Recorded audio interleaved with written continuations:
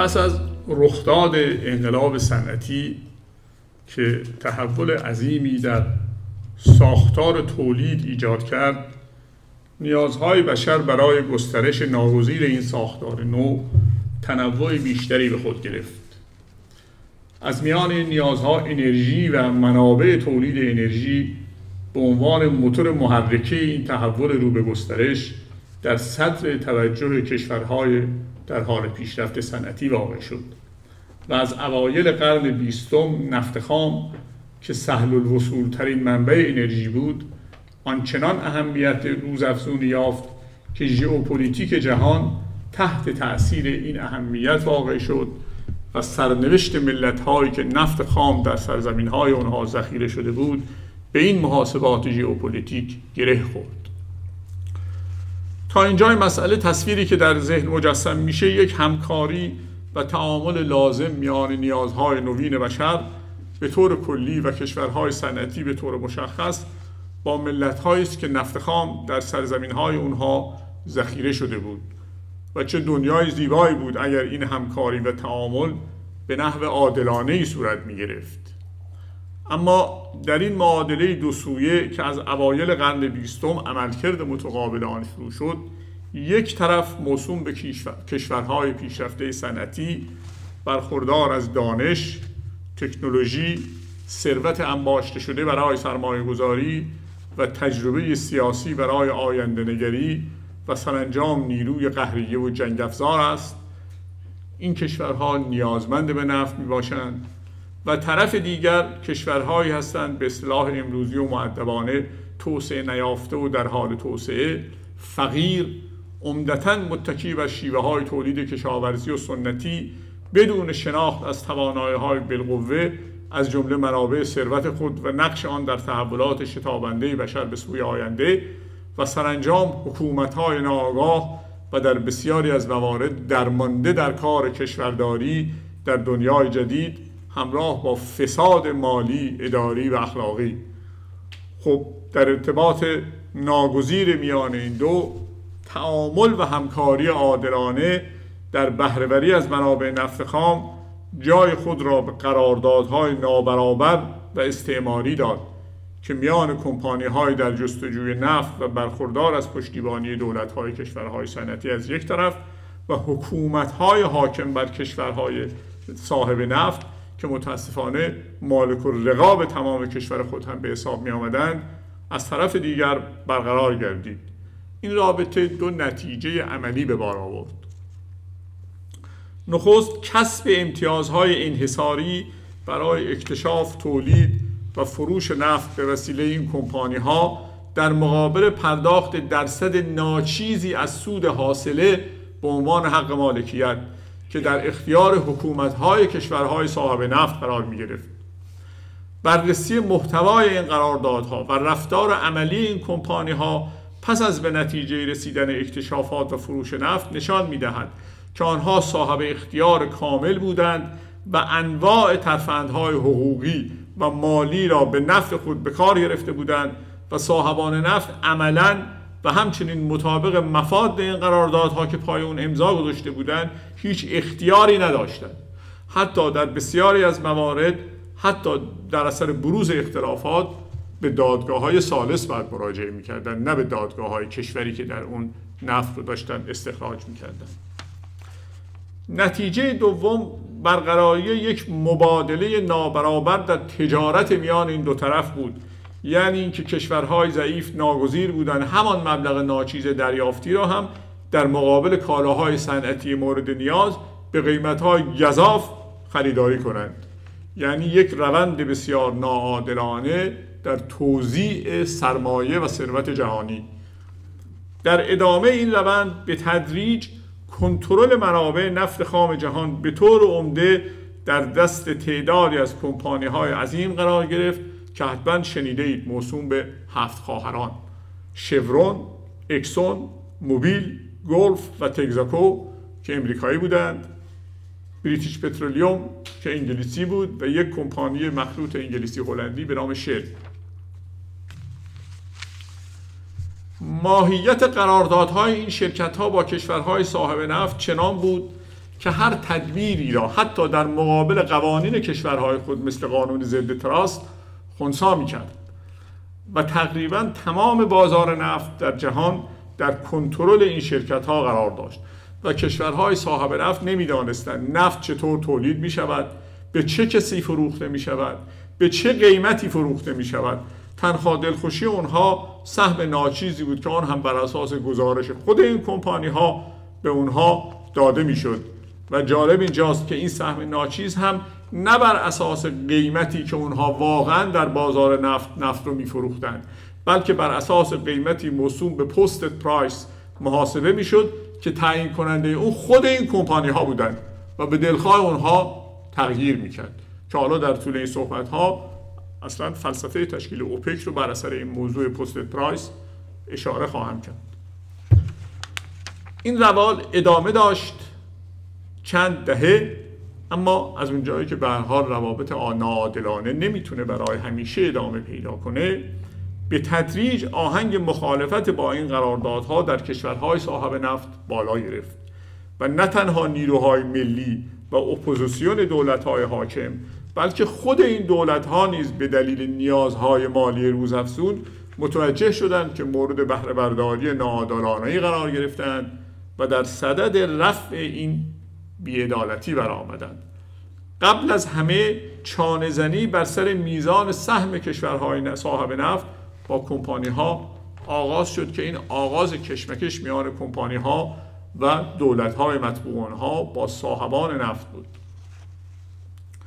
این کشمکش‌ها مصادف است با دوران بین دو جنگ جهانی و به خصوص پس از جنگ دوم که استعمار زدایی و کسب استقلال و حاکمیت ملی بر فضای سیاسی جهان چیرگی داشت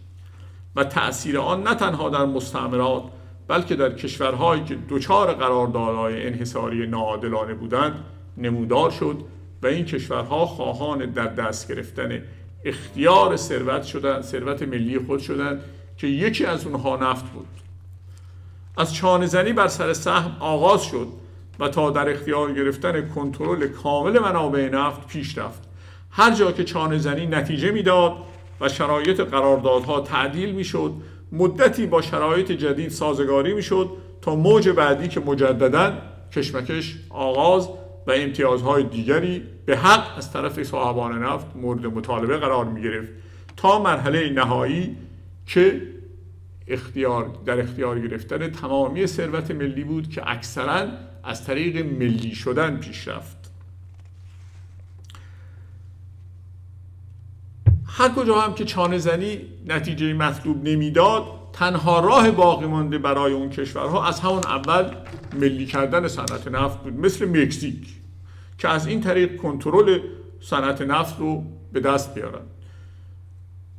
نظیر مکزیک که کمپانی‌های نفتی بر سر حل مسائل کارگری با اتحادیه‌های کارگری مشکلات بسیاری پیدا کردند، علی‌رغم دخالت دولت مکزیک برای حل مسئله و بروز یک کشمکش طولانی، کمپانی‌ها با سرسختی تمام از پرداخت حقوق مسلمی که دادگاه‌ها نیز به نفع اتحادیه‌ها رأی داده بودند استنکاف کردند. سرانجام پرزیدنت کاردیناس در 18 مارس 1938 نفت رو در مکزیک ملی کرد. در ونزوئلا چانه‌زنی نتیجه داد. 1947 و 48 سهم 50-50 رو با شل و اکسون به توصیه دولت امریکا توافق کردند. ولی اختلافات بر سر مسائل دیگر از جمله نحوه تعیین قیمت ادامه یافت تا 1960 که آلفونزو وزیر معادن ونزوئلا پیشتاز تشکیل اوپک شد و سرانجام در 1976 اونها هم ناچار شدن نفت رو ملی کنن. در عربستان سعودی در سال 1950 و پس از توافق 50-50 ونزوئلا، ملک عبدالعزیز تهدید به ملی کردن صنعت نفت کرد و در نتیجه آرامکو که متشکل از شورون، اکسون موبیل و تگزاکو بود، با وساطت دولت امریکا و ارائه تکس کردیت به این کمپانی‌ها تحت عنوان قانون گلدن گیمیک به سهم 50-50 رضایت دادند. ولی عربستان سعودی هم به تدریج برای در دست گرفتن کنترل کامل ثروت خود شروع به خریدن سهام آرامکو کرد و تا 1980 100% سهام آرامکو رو خرید و شرکت سعودی آرامکو که در واقع اسم رسمی اون شرکت ملی نفت و گاز عربستان سعودی است تأسیس شد و تا 1988 کنترل تمام امور مدیریت ها و تولید رو هم در دست گرفتند. به همین ترتیب در کشورهای دیگه مثل عراق، الجزایر، بولیوی، لیبی که همه راه ملی کردن نفت رو در پیش گرفتن. بنابراین روند در اختیار گرفتن ثروت ملی یک پدیده مبارک از جانب کشورهای صاحب نفت بود که به غیر از عربستان که راه خرید سهام اونها رو در پیش گرفت به دلیل شرایط اقتصادی و مالی خاصی که عربستان داره، سایر کشورها سرانجام از طریق ملی کردن صنعت نفت به این مهم دست یافتند. پس پاسخ به این کسانی که امروز ملی شدن صنعت نفت رو مورد سوال قرار میدن این است که فقط ما نبودیم که نفت رو ملی کردیم که فرضاً این محاسبات غلطی که انجام میدید که اقتصاد اینجوری شده و اونجوری شده و ما ضرر کردیم و اینها. در حال حاضر حدود 65% از نفت جهان تحت کنترل دولت‌هایی است که نفت در سرزمین آنها ملی است. مابقی هم سهم عمده متعلق به روسیه است که از سال 1918 ملی کرد نفتشو و فقط 6 تا 7% هست که تحت کنترل امتیاز کمپانی‌های نفتی است که در بعضی کشورها کار می‌کنند. خب کشور ما هم به شرحی که بیان خواهم کرد مثل سایر کشورها این روند در اختیار گرفتن ثروت ملی رو طی کرد، ولی متاسفانه دچار عقوبتی شد که سایرین نشدند. البته همه اون کشورهایی که به ملی کردن دست زدن دچار مضایقه هایی شدند، ولی شوربختی ملت ما این بود که این روند مصادف شد با جنگ سرد و تغییر استراتژی سیاست خارجی امریکا و قرار داشتن ایران در میان گازنبر جنگ سرد که نتیجه آن دخالت و کودتا و پیامدهای شوم آن بود که به نظر من انقلاب سال 57 هم در واقع پیامد مستقیمی است از همون دخالت‌ها و کودتا که اگر اونها نبود انقلابی هم نمی‌شد و ما این همه خسارتی رو که 30 و اندی ساله داریم تحمل می‌کنیم و ادامه دارد تحمل نمی‌کردیم. بنابراین اجازه بفرمایید که به روند ملی شدن صنعت نفت و چرایی و چگونگی اون بپردازیم. در آغاز قرن 20 سال 1901 میلادی مظفرالدین شاه قاجار در مقابل دریافت 20,000 پوند انگلیس امتیاز انحصاری و کنترل کامل منابع نفت ایران رو در وسعت 1200 کیلومتر مربع به غیر از چند منطقه شمالی تقریبا تمام خاک ایران رو در بر می‌گرفت به مدت 60 سال به ویلیام دارسی انگلیسی سپرد، به شرط آنکه پس از به ثمر رسیدن اکتشافات و تولید و فروش نفت 16% از سود حاصل از عملکرد به دولت ایران تعلق بگیره. لذا شرکت نفت ایران و انگلیس در چارچوب قرارداد یک جانبه و با مفاد غیر عادلانه تشکیل گردید. این شرکت بعدها اکثریت سهام اون به دولت انگلیس تعلق گرفت و از این رو کشمکش‌های ایران بر سر منافع خود به طور عمده با دولت انگلیس بود، نه فقط با یک شرکت. مسلماً این قرارداد از همان ابتدا مورد وثوق رجال ملی در ایران نبود، ولی نظام حکومتی آن زمان استبداد قاجاری بود و شاه مالک الرقاب همه سرزمین محسوب می‌شد. پس از استقرار کامل مشروطه در سال 1907 هم شرایط داخلی و چندی بعد رخداد جنگ جهانی اول و آشفتگی اوضاع ایران فرصتی را برای پرداختن به این قرارداد استعماری باقی نگذاشت. لذا از چند سال بعد از شروع قرارداد که اولین چاه نفت در مسجد سلیمان به بهره برداری رسید تا حدود 3 دهه شرکت مزبور بر همان روال ظالمانه از منابع نفت ایران بهره برداری می‌کرد که هیچ، بلکه شیرینی این معامله چنان بود که آنان برای حفاظت و تداوم آن مقدمات تسلط کامل حتی از طریق نظامی بر سرزمین‌های تحت اکتشاف رو نیز هم فراهم کردند. اولین چالش بر سر این قرارداد در سال 1931 توسط رضا شاه صورت گرفت که با اعلام لغو یکجانبه این قرارداد موجب گردید شرکت نفت ایران و انگلیس به جامعه ملل شکایت ببرید. ولی پس از حدود 2 سال کشمکش قبل از اینکه جامعه ملل به موضوع رسیدگی کنه، رضا شاه علیرغم نارضایتی به یک تعدیل نسبی ناگزیر تن داد و در 16 آوریل 1933 توافقی صورت گرفت که به قرارداد 1933 معروفه. سهم ایران در این قرارداد از 16% به 20% افزایش پیدا کرد. البته مقرر شد که این 20% نه فقط از سود حاصل از فروش نفت ایران، بلکه شامل سود حاصل از تمام مؤسسات و شرکت‌های وابسته به شرکت ملی نفت ایران و انگلیس که در خارج از ایران فعالیت می‌کردند هم پرداخت بشود. از چند سال بعد که مؤسسات و شرکت‌ها و پالایشگاه‌های وابسته در خارج از ایران توسط شرکت آنگلو ایرانیان به رو به گسترش گذاشت، این بخش از سهم ایران که بالغ بر میلیون‌ها دلار میشد هرگز پرداخت نشد و پس از ملی شدن نفت هم که اساساً اکثر مفاد قرارداد 1933 توسط انگلیس بی‌اعتبار اعلام شد،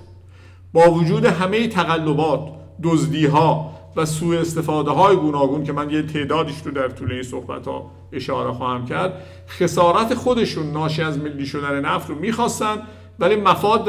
قرارداد 1933 رو که میلیون‌ها دلار پول ما پیششون بود قبول نداشتن و ملغا اعلام کردن. به هر حال قرارداد 1933 تداوم یافت تا شهریور 1320 سپتامبر 1941 در کوران جنگ جهانی دوم که ایران توسط نیروهای متفقین اشغال شد. نیروهای نظامی شوروی از شمال و انگلیس از جنوب ایران رو اشغال کردند. رضا شاه تبعید شد. پس از یک دوره کوتاه جدل بر سر نوع حکومت آینده ایران که میان انگلیس به طور عمده و رجال ایران صورت گرفت، سرانجام با ادامه سلطنت پهلوی و جانشینی محمد رضا شاه موافقت شد. این آشفته بازار سیاسی و کشور تحت اشغال و بی‌ثباتی‌های ناشی از اون شرایط رو برای جدال نوینی بر سر منابع نفت ایران مناسب کرد. انگلیس که خود رو صاحب خانه می‌دانست، شرکت‌های آمریکایی نیز در فکر حضور در صنعت نفت ایران افتادند. اتحاد شوروی هم که سالها در انتظار چنین موقعیتی برای نفت شمال ایران دندان تیز کرده بود، در سپتامبر 1944 رسما درخواست کسب امتیاز نفت شمال ایران رو کرد. در این گیر و دار 2 سیاست در عرصه سیاسی ایران شکل گرفت که هر کدام نمایندگان خود را چه در قالب افراد و چه در قالب احزاب یافتند. نخست سیاست موازنه مثبت که اعتقاد داشت به دلیل ارائه امتیاز به انگلیس میبایست به شوروی و امریکا هم که قدرت‌های مسلط آن زمان بودند امتیازاتی داد تا برقراری توازن میان آنها سیاست‌هایشان را نسبت به ایران تعدیل کنند. جالب اینجاست که هر سه قدرت رقیب در این امر تعامل داشتند، با همدیگه همکاری میکردند، البته هر یک به سلیقه و روش خاص خود. مشهورترین نماینده این طرز تفکر که پتانسیل ایفای نقش در این زمینه را داشت احمد قوام بود، معروف به قوام السلطنه. سیاست دوم سیاست موازنه منفی بود که اعطای امتیاز به هیچ کشوری را مجاز نمی‌دانست و حاکمیت ملی و در اختیار گرفتن ثروت‌های ملی از جمله نفت را به طور کامل توسط ایرانیان و معامله برابر با قدرت‌های بزرگ را راه وصول به یک توازن شرافتمندانه می‌دانست. مشهورترین نماینده این طرز تفکر دکتر محمد مصدق بود که در آن زمان به نمایندگی مجلس برگزیده شده بود و در رأس کمیسیون نفت مجلس شورای ملی قرار داشت. قوام با تشکیل حزب دموکرات و ایجاد تماس‌ها و ارتباطات با سفارت‌های انگلیس و شوروی و آمریکا دربار با سیاست به نعل و میخ زدن و در اندیشه تثبیت قدرت نوپایی که نفوذ انگلستان میتوانست اون رو به خطر بیاندازه، حزب توده به پشتیبانی از سیاست‌های اتحاد شوروی و ارجحیت قائل شدن برای منافع شوروی نسبت به منافع ملی، بلندگوهای خبری انگلیس و شوروی همگان از سیاست موازنه مثبت پشتیبانی می‌کردند و می‌رفت که منافع ملی ایران در خطر جدی قرار بگیرد. در دسامبر 1944 دکتر مصدق در رأس کمیسیون نفت لایحه‌ای رو به تصویب مجلس رسانید که تا زمان حضور نیروهای خارجی در ایران و پایان جنگ هر گونه مذاکره و اعطای امتیاز از جانب دولت‌های ایران ممنوع اعلام گردید. بنابراین خاکستری بر روی آتش پنهان ریخته شد و هیچ دولتی تا پایان جنگ نتوانست در این خصوص مذاکره‌ای بکنه. ولی به هر حال جنگ جهانی دوم پایان یافت و اگرچه به طور کلی مناطق تحت نفوذ آشکار و پنهان قدرت‌های غالب در کنفرانس یالتا تقسیم شده بود،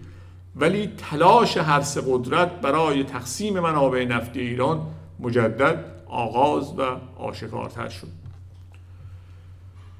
قدرت‌های رقیب بر سر نحوه برخورد به نفت ایران در حین رقابت به تعامل با هم پرداختند و دلخوشی اونها به وجود افراد و احزابی بود که از سیاست موازنه مثبت در ایران دفاع می‌کردند. اتحاد شوروی با ایجاد فرقه دموکرات آذربایجان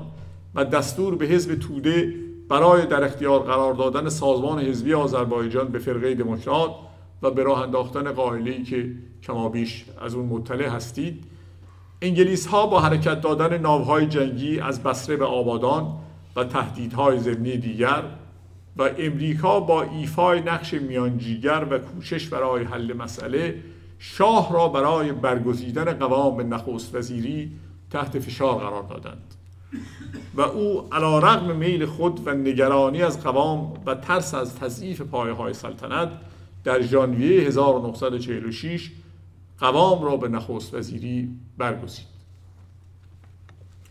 قوام در پیش زمینه سازی برای رسیدن به قدرت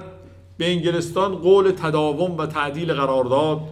به شوروی ها قول اعطای امتیاز نفت شمال رو داد و به امریکایی ها هم گفت که در صورت اعطای امتیاز نفت شمال به شوروی، امتیازاتی از جمله امتیاز نفت در بلوچستان رو به اونها ارائه خواهد کرد. این وضعیت همزمان است با فضای سیاسی حاکم بر جهان سوم پس از جنگ دوم جهانی که استعمار زدایی و ملی کردن انحصارات اقتصادی قدرت‌های بزرگ شعار غالب ملت‌های جهان سوم بود و در ایران نیز نهضت ملی در حال اوجگیری بود و علی‌رغم وجود افراد و احزابی که هر یک به نوعی فقط در سودای قدرت بودند، حتی به قیمت همکاری با دشمنان منافع ایران، ملت و سیاستمداران ملی به منافع ملی کشور می‌اندیشیدند و رهایی از قید انحصارات رو تنها راه وصول به حق می‌دانستند. قوام در مذاکرات با شوروی بر سر حل مسئله آذربایجان و خروج نیروهای شوروی از ایران قول اعطای امتیاز نفت شمال رو داد و توافقی با آنها کرد که منوط به تصویب مجلس ایران بود. پس از بازگشت قوام از شوروی و حل مسئله آذربایجان، مجلس با موافقتنامه اعطای امتیاز نفت شمال به شوروی موافقت نکرد و اون رو رد کرد. طبعاً به شرکت‌های آمریکایی هم چیزی نرسید و با توجه به فضایی که به اون اشاره کردن، دولت انگلیس که اکثریت سهام شرکت نفت انگلیس رو داشت، نفت ایران و انگلیس رو داشت، علاوه بر سود حاصل از فروش نفت، با انواع تقلبات مثل خط لوله پنهانی که از پالایشگاه آبادان کشیده بودن زیر اروندرود و در تمام دوران جنگ نفت مجانی میدادن به سوخترسان‌های نیروی دریایی انگلیس و به طور رسمی هم که اصلا فروش نفت به نیروی دریایی انگلیس با تخفیف بسیار بالایی بود. حالا علاوه بر اون قیمتی که خودشون حساب می‌کردن آخر سر خودشون میگفتن، دولت ایران اصولاً حق رسیدگی مالی به شرکت نفت ایران و انگلیس رو نداشت و اونها به دلیل به بهانه حفظ امنیت ملی دفاتر مالیشون رو اصلا نشون نمیدادن به کسی. این غارتگری خب در خطر قرار گرفت و لغو قرارداد 1903 با این فضا انگلستان رو به وحشت انداخت. علاوه بر این آمریکایی‌ها که با توجه به مجموعه شرایط ملی شدن نفت ایران رو ناگزیر می‌دیدند و در صدد حل مسئله بودند، پیشنهاد سهم 50-50 رو به انگلیس‌ها کردند، ولی انگلستان به دلخوشی نیروهای طرفدار خود با این امر موافقت نکرد و ترفند اصلاح قرارداد البته فقط نسبت به درصد سهم ایران و نه مفاد دیگر پیشه کرد و نماینده ای رو به نام نویل گس برای مذاکره به ایران فرستاد. از جانب ایران طرف مذاکره کننده عباس گلشاییان بود که در 27 جولای 1949 موافقت نامه‌ای که به گس گلشاییان شهرت یافت موسوم به موافقت نامه الحاقی بین طرفین به امضا رسید که سهم ایران از سود حاصل از عملکرد به حدود 33% می‌رسید. طبیعی است که علاوه بر رفتارهای متقلبانه و سایر بندهای یک جانبه قرارداد 1930 که به دنبال همان قرارداد دارسی بود، این مقدار 33% هم در اون زمان برای ایران ارضا کننده نبود. همونطور که در ابتدای سخنانم عرض کردم، در اون هنگام ونزوئلا به 50-50 رسیده بود. عربستان هم با وساطت دولت امریکا و سوبسید مالیاتی به قرارداد 50-50 نزدیک شده بود. لذا طرح موافقت نامه گس گلشاییان در مجلس مورد مخالفت کمیسیون نفت قرار گرفت و در دسامبر 1949 این موافقت نامه در کمیسیون نفت رد شد. دولت انگلستان سراسیمه شد و از این پس تمام هم و غم خود را با هر ترفند و تهدید و ارعابی بر تصویب موافقت نامه الحاقی گس گلشاییان گذاشت. همراه با این دستپاچگی انگلستان تعدادی از کهنه سیاستکاران ایران از جمله سید ضیاءالدین طباطبایی، قوام و سرانجام سپهبد رزمارا در ارتباط با سفارت انگلیس قول حل مسئله نفت رو در صورت رسیدن به نخست وزیری می‌دادند. قوام برای بازگشت به قدرت بسیار کوشید ولی موفق نشد، چون شاه از قوام واهمه داشت به دلیل مخالفت‌هایی که قوام همیشه با سلطنت پهلوی داشت و نگران این بود که قدرت قوام شاه رو سرنگون خواهد کرد. این بار توانست از بالا آمدن قوام جلوگیری بکنه. البته شاه به درستی دریافته بود که مخالفت علنی و آشکار با ملی شدن نفت و حل آن به نفع بیگانگان پایه‌های سلطنت او رو تضعیف خواهد کرد. لذا علی‌رغم قول‌های خصوصی که برای گذراندن موافقت نامه الحاقی به سفیر انگلستان میداد، از اقدامات حادی که اونها پیشنهاد میکردند پرهیز میکرد و به طور آشکار در این جهت حرکتی انجام نمیداد. از جولای 1949 به بعد که موافقت نامه الحاقی به وسیله گس گلشاییان امضا شده بود، علی‌رغم قول‌های زیادی که شاه به انگلستان داد و تلاش او برای به نخست وزیری رساندن کسانی که به سلطنت وفادار بودند، هیچ دولتی نتوانست این موافقت نامه را به تصویب مجلس برساند. لذا راه حلی که به نظر انگلستان و امریکا رسید، روی کار آوردن یک نظامی به عنوان دولت قدرتمند بود. امریکایی‌ها بیشتر نگران این بودند که مشکل نفت بر معادلات جنگ سرد تأثیر بگذاره. به خاطر این خیلی وساطت میکردن و الا دلشون برای ما نسوخته بود. کما اینکه در 1951 که چرچیل دوباره به قدرت رسید در انگلستان، پشتیبانی انگلیس از جنگ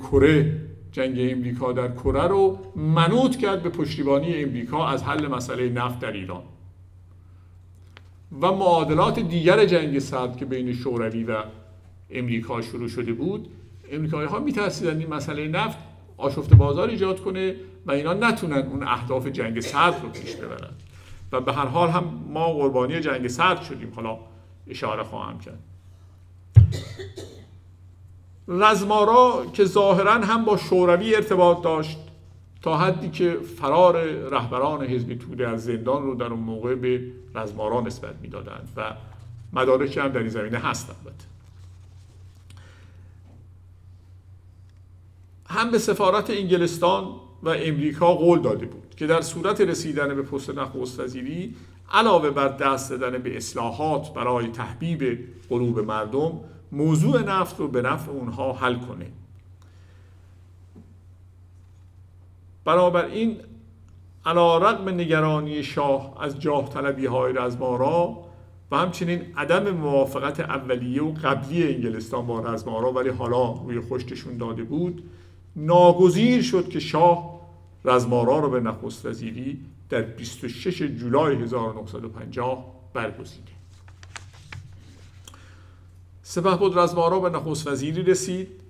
ولی میدانست که حل مسئله نفت باید به طریقی صورت بگیره که علاوه بر انگلستان مردم نیز از اون رضایت داشته باشند، زیرا جو حاکم بر کشور تماماً در جهت لغو قرارداد انگلستان و ملی شدن نفت بود. لذا او کوشید تا به وسایل به گوناگون ملی شدن نفت را به زیان کشور قلمداد کند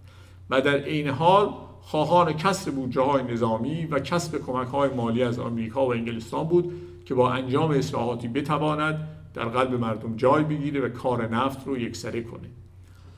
رزمارا می‌کوشید در عین مخالفت با ملی شدن نفت انگلستان رو به یک توافق نزدیک به 50-50 قانع کنه و به مجلس گفته بود که راه حل مسئله نفت در دست اوست و در سخنرانی آینده‌ای که در مجلس خواهم کرد این راه حل رو ارائه خواهم داد. اما در 7 مارس 1951 هنگام حضور ظاهراً ناخواسته در مسجد شاه برای ختم آیت الله فیض ترور شد. پس از ترور رزمارا طرح ملی شدن صنعت نفت ایران که مدت‌ها بود آماده شده بود در صحن مجلس مطرح گردید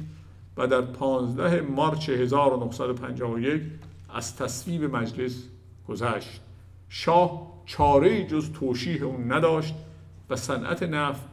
بدین گونه در ایران ملی شد و به یک قرارداد ننگین استعماری خاتمه داده شد. پیامدهای شومی که ذهن ملت ایران بیشتر متوجه آنهاست و بسیاری از اونها رو دوست بسیار ارجمند جناب مهندس بازرگان اشاره کردند،